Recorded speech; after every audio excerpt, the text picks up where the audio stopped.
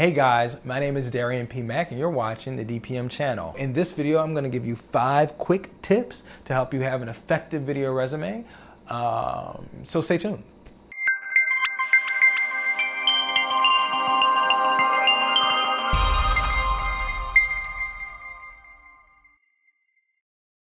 I hate the word video resume because what it does is it creates the idea that all you have to do is take words from your cover letter and words from your resume, put it together, read it in front of a camera, and you're done. No, that is the worst thing you can do. And even if you look at the work that I've done and work I've done for other people, I don't even call them video resumes. I call them video profiles, and that's intentional. This leads me into my first point. A video resume should be personal. This is your opportunity to introduce someone to the totality of who you are. In most cases, you're not sending a video resume by itself. You are still submitting either a cover letter, you're still submitting a hard resume to a hiring manager. So the video resume is there to complement your written material. Introduce something new. Introduce something that they can't read. Don't insult your hiring manager by reading on camera what you sent them in paper. Tell a story. Right? Tell a story about your passion. Tell a story about something that connects all of your experiences. Tell a story about a really difficult project and how you overcame it. Do something, but make sure that it's personal. Make sure it introduces something new. Make sure it's attention grabbing. Point number 2, be visual.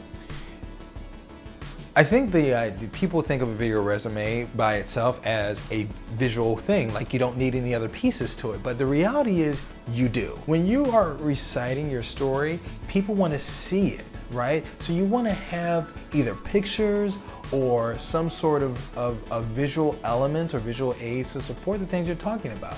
And if you're not in an arts and media type of environment where you just have visuals, where you have graphics, or you have video, or you have performances and things of that nature, you might want to consider making something, right? Reenact something, do some staging. If you're talking about how you've led teams, have footage of yourself with groups or take pictures with people. If you're talking about how you've written a business plan, have pictures of yourself writing a business plan or pictures of a business plan. Think about the story that you want to tell and where it makes sense to include these different visual cues that only help reinforce that idea for somebody who's watching the video. And that leads me to the third point, which is be engaging. The worst thing you can do is read off of a script, right? Like, you have to remember what you're trying to achieve. This video, you're trying to tell a story that's passionate and compelling. It's a story about you. You are the best person to talk about your experiences. You're the best person to encapsulate who you are for somebody else. If you're in an interview room with a hiring manager, you're not going to be sitting there reading off of your paper when they ask you a question. Your video resume should be as close to a real world interview as possible. So in your profile, make sure you don't look like you're reading. Even if you write a script, and I encourage you to write a script, I encourage you to map out exactly what you're gonna say, but don't read it, know it. Hiring managers are some of the most busy people that you ever want to meet. They're quickly trying to assess whether or not you're a good person to spend resources on, to even bring in for an interview. The last thing you want to do is bore someone to tears with a 10 or 15-minute video. This is not your life story. It is a short, quick hit about why someone should be interested. The idea, again, is to make it so that people are watching it and they want more. Right? You want to gauge them, you want to grab them, and you want them to want more of you. So keep it short, because your end result, your end goal is to get an interview.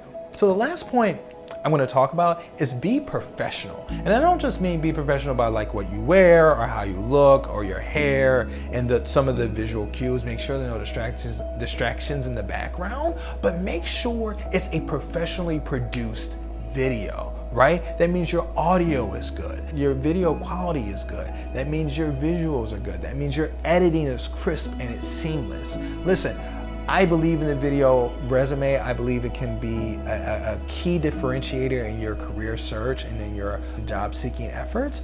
But keep in mind, it can hurt you if it's bad.